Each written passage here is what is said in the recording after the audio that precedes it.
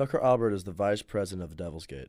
It's a new form of tailgating that he calls a safe, fun atmosphere where students can still hang out and prepare for the football game. So I wasn't actually around for the old tailgate, but from what I've heard, it was wild. People would dress up in crazy outfits. You know, there was beer everywhere. People would throw beer. I heard there were a couple of injuries having to do with people throwing beer. But Devil's Gate is a little bit more tame than that. We really focus on trying to bring together Duke as a community. Today, many families and kids enjoy Devil's Gate and how it allows for a fun and interactive pregame party. But not everyone thinks Devil's Gate is a viable option for tailgating.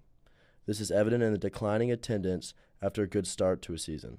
The first game against Elon, it was great. I think we estimated like 600 people there, which was awesome. It was like a 300% increase from any tailgate that we had last year.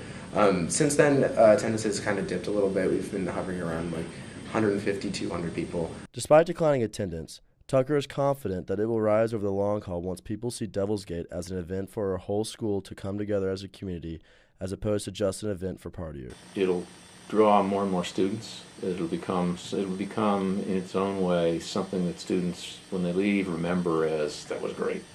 We had this great tradition of Devil's Gate, and here's what we did over there, and it was safe, and it was fun, and it was right next to the stadium. And we went in, the football team was good.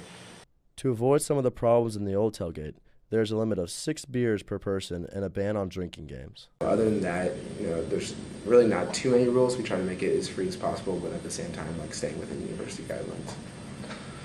One rule that Devil's Gate has established is the idea that when the game starts, all tailgating is over, and the students can go to the game. In addition to having a better football team than years before, this gives students more incentive to go into Wallace Wade and enjoy a hopeful victory for the Blue Devils. Duke is trying to find a balance between the fun-loving spirit of the old tailgate and a more controlled, family-friendly atmosphere of Devil's Gate. In that kind of compromise, it's difficult, if not impossible, to please everyone.